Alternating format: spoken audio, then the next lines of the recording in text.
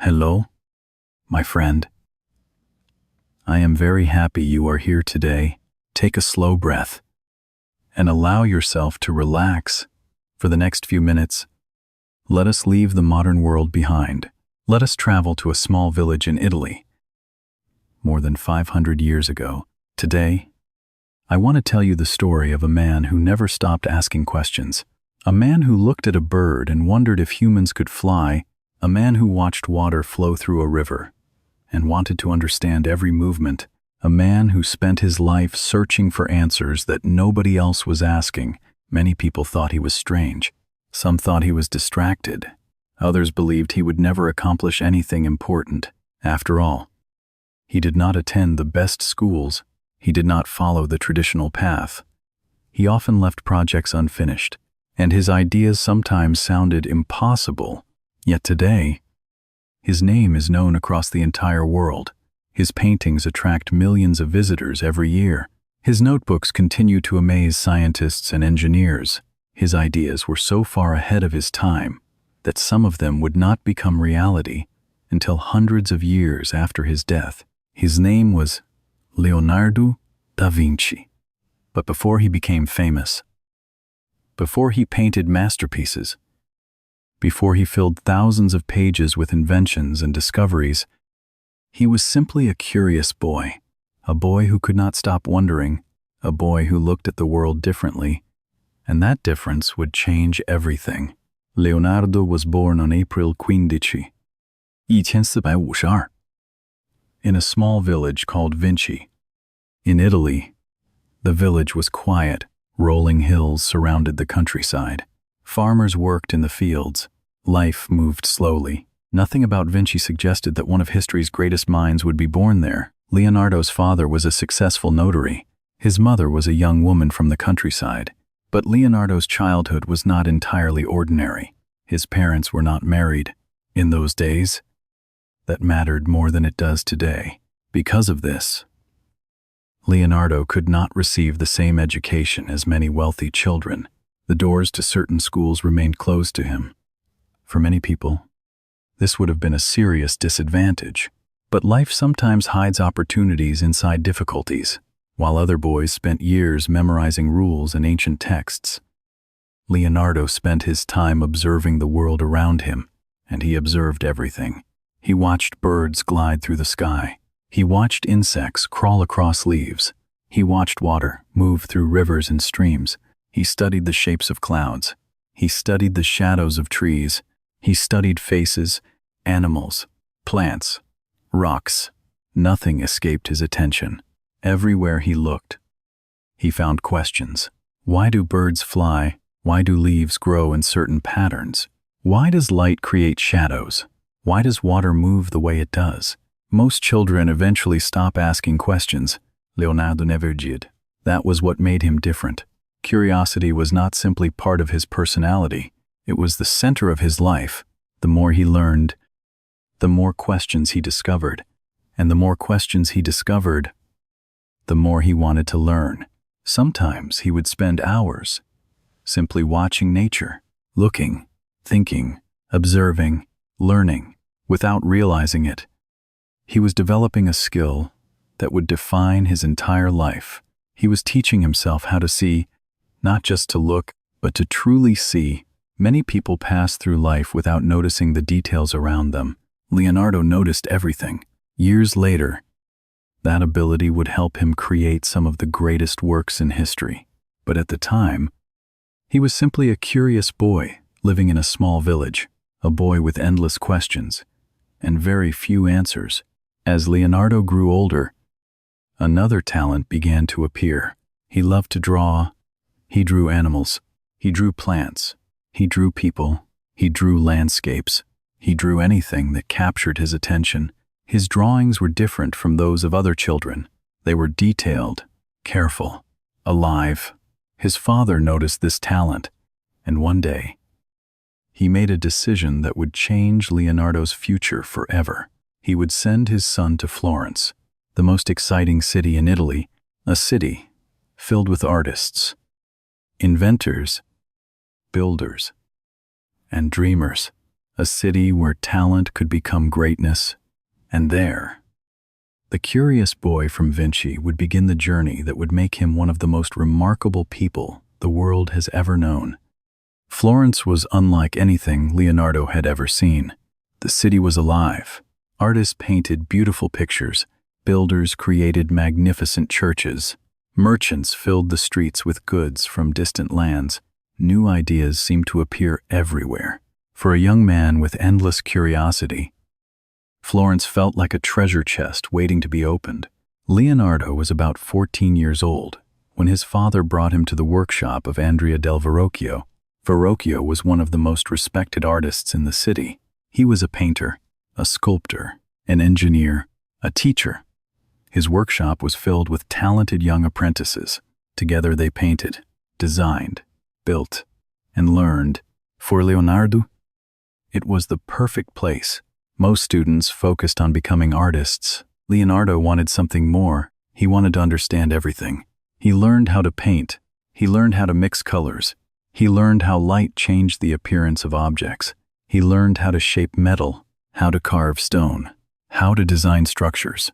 Every lesson opened another door, and behind every door, Leonardo found more questions.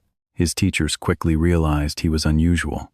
He learned faster than most students, but what impressed people even more was his attention to detail.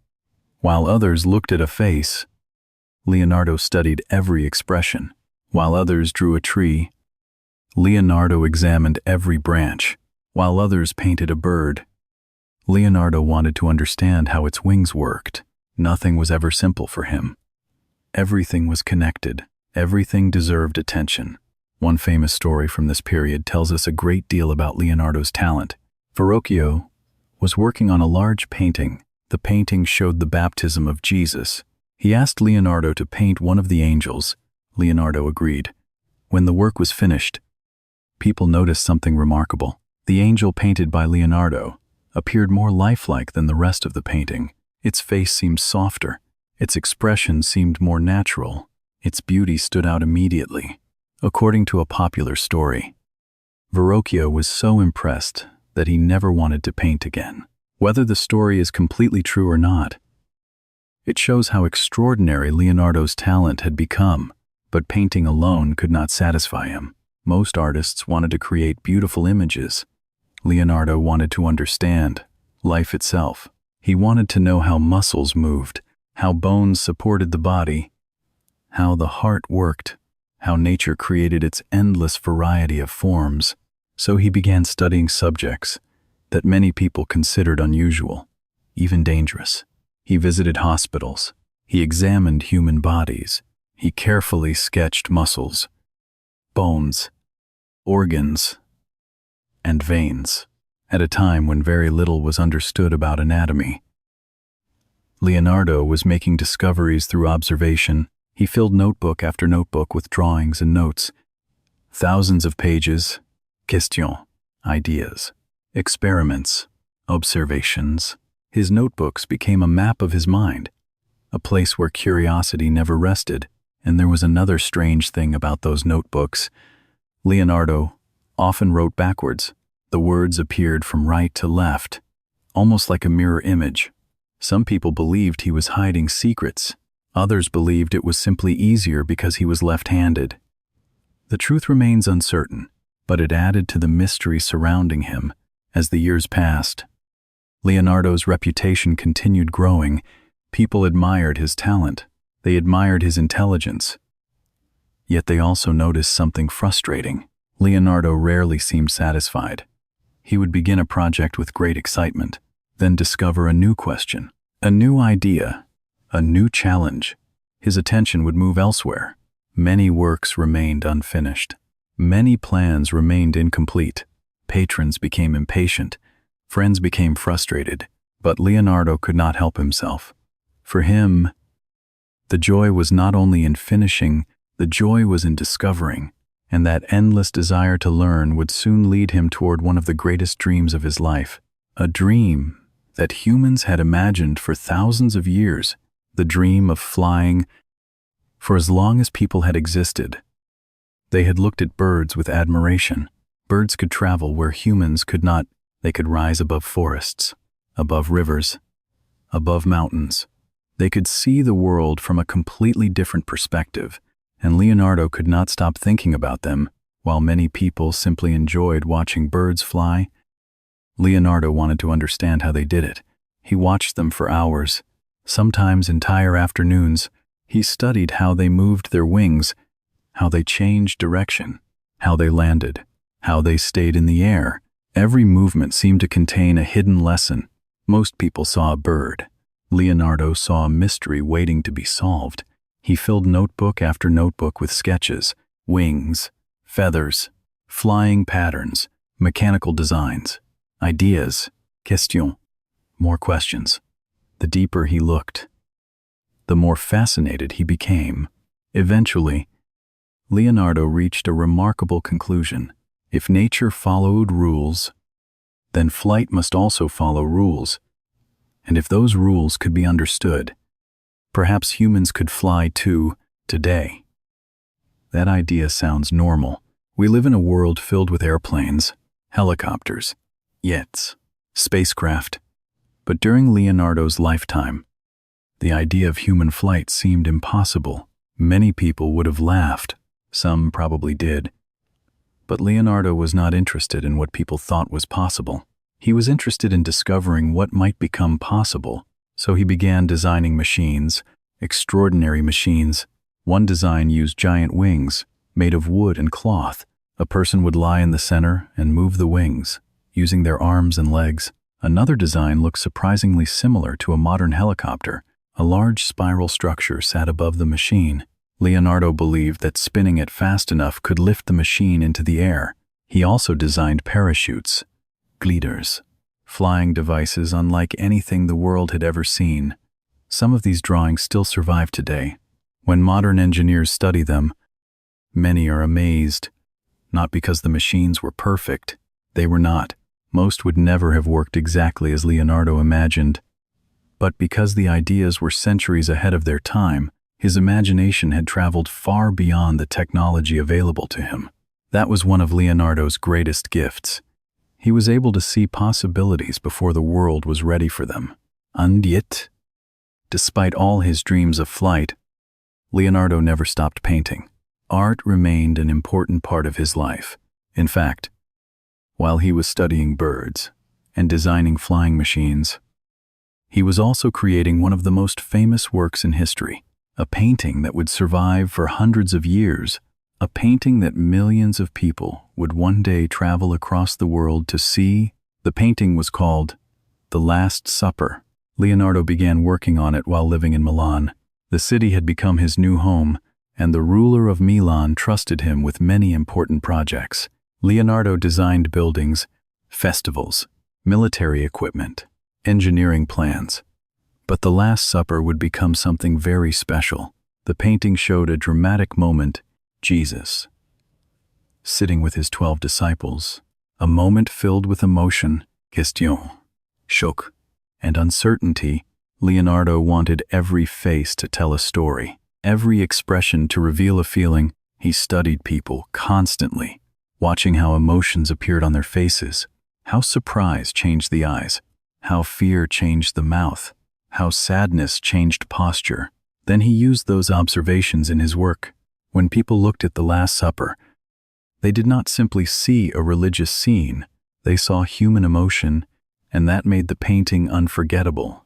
Leonardo spent years perfecting it, searching for details, adjusting expressions, changing small elements, always trying to improve, always trying to understand, always searching for something better. But perfection often comes with a cost, and Leonardo's desire to experiment would soon create a problem that nobody expected. Leonardo had always believed that there was a better way to do things. He was never satisfied with simply following tradition. If everyone used one method, Leonardo wanted to test another. If people believed something could only be done one way, Leonardo wondered whether there might be a better way. That curiosity made him brilliant. But sometimes it also created problems. When Leonardo worked on The Last Supper, he decided not to use the traditional painting technique of his time. Most artists painted directly onto wet plaster. The method was difficult. But it lasted a long time. Leonardo wanted more freedom. He wanted to work slowly. He wanted to perfect every detail. So he experimented with a different technique. At first, the results looked wonderful. The colors appeared rich. The details looked beautiful. The expressions felt alive. People were amazed. The painting quickly became famous. But then something unexpected happened. The painting began to deteriorate. Small sections started to fade. Colors weakened. Parts of the surface became damaged. Only a few years after completion, the masterpiece was already showing signs of decay. It was heartbreaking. Leonardo had created something extraordinary. Yet the very experiment that helped make the painting unique also made it fragile. Over the centuries, experts would spend enormous effort trying to preserve it. Even today, the Last Supper remains damaged, and yet millions continue to admire it. Perhaps that tells us something important. Perfection is not what makes a masterpiece unforgettable. Sometimes it is the vision behind it, the courage to try something new, the willingness to take risks. Leonardo understood this better than most people. Failure never stopped him. If one idea failed, he explored another. If one project remained unfinished, he moved to the next question.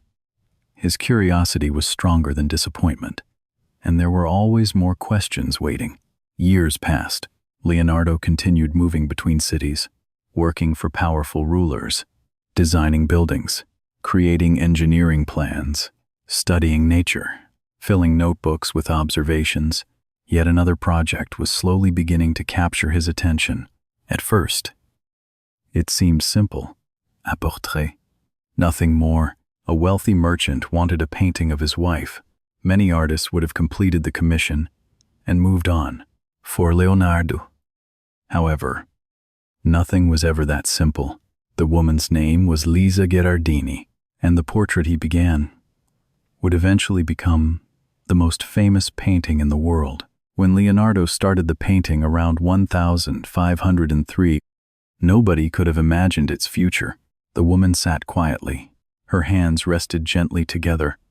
Behind her stretched a mysterious landscape, mountains, roads, rivers, dreamlike scenery that seemed almost unreal.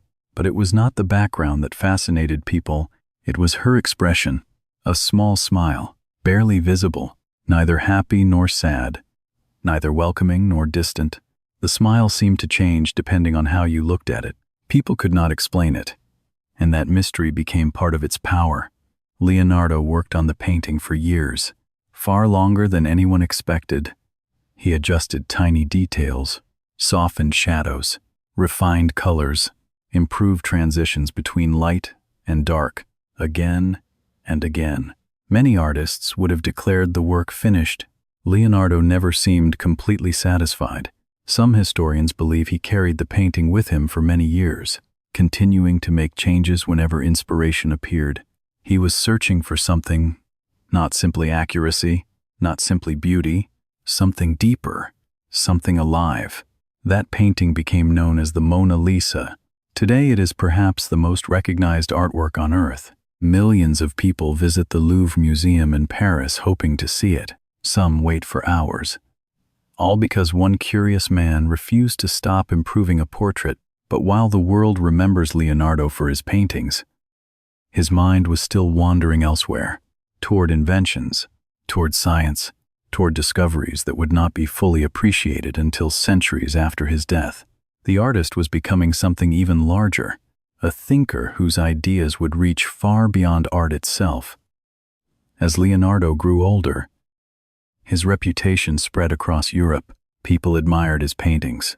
They admired his intelligence. They admired his endless stream of ideas. But Leonardo never saw himself as only an artist. In his mind, everything was connected. Art, science, nature, engineering, mathematics. To Leonardo, these were not separate subjects. They were different ways of understanding the same world. That belief made him unique. While most people focused on one profession, Leonardo explored dozens. One day, he studied anatomy. The next day, he designed a bridge. Then he examined the movement of water. Then he sketched a machine. Then he returned to painting.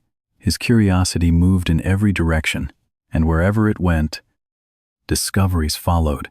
Leonardo became fascinated by the human body.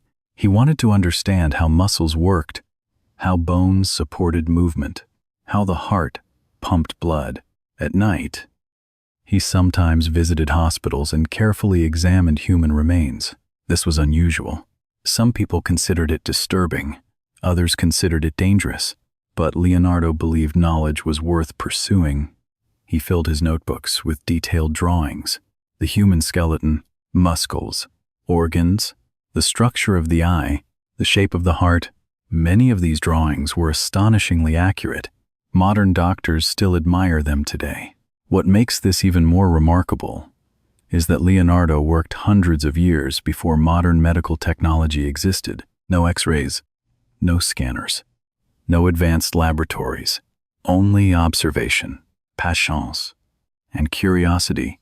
Again and again, Leonardo proved the same lesson. Careful observation can reveal extraordinary truths. He also studied water. The movement of rivers fascinated him. He watched currents, whirlpools, waves, rain, floods. He believed water followed patterns, and if those patterns could be understood, they could be used to improve cities and protect people. Some of his ideas influenced engineering long after his death. Then there were his machines. Leonardo designed gears, cranes, bridges, military devices, mechanical systems, transportation concepts. Some of his sketches look surprisingly modern. When people first see them today, many ask the same question: how could someone living in the 1400s imagine these things? The answer is simple. Leonardo was always imagining possibilities. Most people see the world as it is. Leonardo saw the world as it might become. That mindset allowed him to think far beyond the limits of his own time. But despite all his brilliance, Leonardo was still human. He had weaknesses. He struggled to finish projects. He became distracted by new ideas. He often moved from one challenge to another. Some employers became frustrated. Some commissions remained incomplete. Some plans never became reality. If Leonardo lived today, many people might criticize him for lacking focus, yet perhaps his greatest strength and his greatest weakness were the same thing: curiosity. It pushed him toward greatness, and it sometimes pulled him away from completion. That balance followed him throughout his entire life. Still, the years continued passing. Leonardo entered his 60s. His body grew older. Travel became more difficult. Painting became harder. But his mind remained active. Questions still filled his notebooks. Ideas still filled his imagination. Then, in 1516, an unexpected opportunity appeared. An invitation arrived from France, and it would lead Leonardo into the final chapter of his remarkable life. 1516. Leonardo da Vinci was 64 years old. He had spent decades painting, designing, studying, inventing, asking questions that few others even considered. His name was respected across Italy. Yet age was beginning to affect him. His body was no longer as strong as it once had been. Travel became more difficult. Work moved more slowly. And although his curiosity remained endless, time was becoming something he could no longer ignore. Then, an invitation arrived. It came from King Francis I of France. The young king admired Leonardo deeply. He saw him not only as an artist, but as one of the greatest minds in Europe. Francis wanted Leonardo to come to France. He wanted him near the royal court. He wanted to learn from him, and perhaps most importantly, he wanted to honor him. For a man who had spent his life searching for knowledge rather than wealth or power, it was a remarkable opportunity. Leonardo accepted. He left Italy, the country that had shaped most of his life, and traveled to France. There, the king provided him with a beautiful residence near the royal palace. For the first time in many years, Leonardo's life became quieter. The pressure of constant commissions faded. The long journeys became fewer. The endless demands of powerful patrons became less important. Now he had time to think, to reflect, to organize his ideas, and to look back on the extraordinary journey he had taken. He brought his notebooks with him. Thousands of pages filled with sketches, observations, questions, experiments, dreams, pages that contained flying machines, engineering plans, scientific discoveries, anatomical studies, artistic technique, and countless ideas that the world would spend centuries trying to understand. Even though Leonardo could paint less than before, his mind remained active. He continued discussing ideas, continued exploring questions, continued observing the world around him, because curiosity had never been a hobby. It had been the foundation of his entire life. Many people spend their later years looking backward. Leonardo never stopped looking forward. He was still fascinated by possibility, still fascinated by discovery, still fascinated by learning. Then, on May 2, 1519, Leonardo da Vinci died. He was 67 years old. The curious boy from Vinci had reached the end of his journey, or so it seemed, because something extraordinary happened after his death. His body was gone, but his ideas remained. His notebooks survived, his paintings survived, his questions survived, and generation after generation continued discovering them. For many years, people admired Leonardo primarily as an artist. They admired the Mona Lisa, the Last Supper, his beautiful drawings. But as centuries passed, scholars began studying his notebooks more carefully. What they found astonished them. Inside those pages were ideas that seemed far ahead of his time.